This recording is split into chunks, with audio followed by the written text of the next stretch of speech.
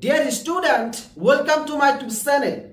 বিভিন্ন সময়ত হাই সেকেন্ডাৰী ছাত্ৰ-ছাত্ৰীসকলে প্ৰশ্ন কৰি থাকে যে এই বছৰ হাই সেকেন্ডাৰী ছাত্ৰ-ছাত্ৰীয়ে কিমান শতাংশ পালে ডক্টৰ বাণীকান্ত কাকতি এৱাৰ্ড লাভ কৰিব পাৰিব। ছাত্ৰ-ছাত্ৰীসকলৰ প্ৰশ্ন যে এই বছৰ ছোৱালীসকলে 60% পালে স্কুটি পাবনে? এই বিষয়ে ইতিমধ্যে এটা চূড়ান্ত খবৰ আহি পৰিছে। এইটো ভিডিঅ'ৰ জৰিয়তে এই বিষয়ে প্ৰমাণ সহকাৰে আলোচনা কৰিব বিচাৰিছো। তোমালোকে যদি এই বিষয়ে জানিব বিচৰা তেতিয়াহ'লে স্কিপ নকৰাকৈ সম্পূৰ্ণ ভিডিঅ'টো চাবা, লগতে তোমালোকে এই চেনেলটো সাবস্ক্ৰাইব কৰি থৈ দিবা, কাৰণ এইটো চেনেলে এনেকুৱা ধৰণৰ নিউজ সদায় প্ৰভাইড কৰি থাকে। প্ৰথমতে তোমালোকক এটা গুড নিউজ দিব বিচাৰিছো। তোমালোকে যদি সম্পূৰ্ণ ফ্ৰী JEE আৰু নিটত কোচিং কৰিব বিচৰা তেতিয়াহ'লে এতিয়াই আবেদন কৰিব পাৰিবা। লিংক এইটো ভিডিঅ'ৰ কমেণ্টত পিন কৰা আছে। ইতিমধ্যে The SPM and Lalans Coaching Center Super 30 মুকলি কৰিছে আৰু এই Super 30 ৰ আন্ডাৰত তোমালোকে সম্পূৰ্ণ ফ্ৰী JEE আৰু নিটত কোচিং কৰিব পাৰিবা।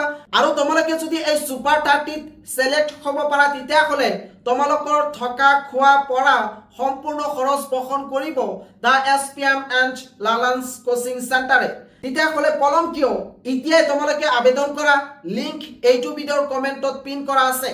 আৰু তোমালোকে ইয়াতে আবেদন কৰাৰ পিছত তিনিটাকৈ এক্সাম দিব লাগিব আৰু এই তিনিটা স্টেপত তোমালোকে যদি উত্তীৰ্ণ হ'ব পাৰা তেতিয়াহে তোমালোকৰ সম্পূৰ্ণ খৰচ বহন কৰিব The SPM and Lalans Coaching Center। এতিয়া আহিছো আচল টপিক লৈ।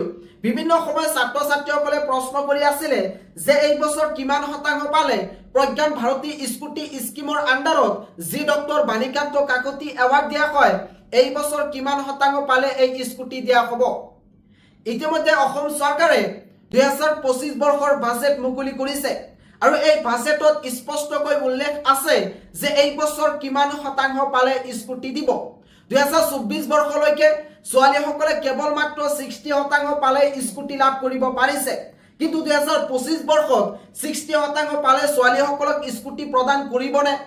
2024 বৰ্ষলৈকে লৰাসকলক কেৱল মাত্ৰ 75% পালে স্কুটি প্ৰদান কৰিছে, কিন্তু এই বছৰ এই নিয়মটো সলনি কৰিছে।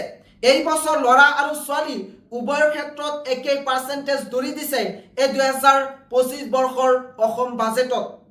আগতে কিন্তু ছোৱালীসকলৰ কাৰণে 60% আছিল আৰু লৰাসকলৰ কাৰণে 75% আছিল। ইয়াক মই তোমালোকক দেখুৱাব বিচাৰিছো। এইখন হৈছে অসমৰ বাজেট।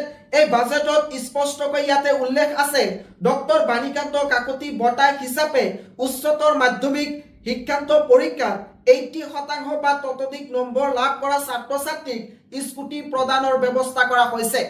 অৰ্থাৎ এই বছৰ যিসকল ছাত্ৰ বা ছাত্ৰীয়ে হাই সেকেন্ডাৰী চূড়ান্ত পৰীক্ষাত 80% লাভ কৰিব পাৰিব তেওঁলোককহে এই বছৰ স্কুটি প্ৰদান কৰিব। আগতে কেৱল মাত্ৰ 60% আছিল, কিন্তু এতিয়া সেই নিয়মটো চেঞ্জ কৰিছে। এতিয়া লৰা আৰু ছোৱালী উভয়ৰ ক্ষেত্ৰত 80% ধৰি দিছে। তোমালোকে যদি এই বছৰ হাই সেকেন্ডাৰী চূড়ান্ত পৰীক্ষাত 80% লাভ কৰা নাইবা ততোধিক নম্বৰ লাভ কৰা তেতিয়াহে তোমালোকে এই বছৰ স্কুটি লাভ কৰিব পাৰিবা। আৰু কেৱল মাত্ৰ তোমালোকে এই বছৰ 80% পালেও কিন্তু স্কুটি নোপোৱা। ইয়াৰ এটা বৃহৎ কাৰণ আছে। কিছু সংখ্যক ছাত্ৰ-ছাত্ৰীয়ে হাই সেকেন্ডাৰী চূড়ান্ত পৰীক্ষাত উত্তীৰ্ণ হোৱাৰ পিছত নিট নাইবা JEE কোচিং কৰে, তেওঁলোকে কিন্তু এই স্কুটি নাপাব। তোমালোকে সাৱধান হ'বা। এই বছৰ কিন্তু এই নিয়মটো চেঞ্জ কৰিছে। তোমালোকে যদি 80% পোৱাৰ পিছত নিট নাইবা JEE নাইবা বেলেগ ধৰণৰ যদি তোমালোকে কোনো কোচিং কৰা নাইবা ঘৰত বহি থাকে তেতিয়াহ'লে তোমালোকে এই স্কুটি নোপোৱা।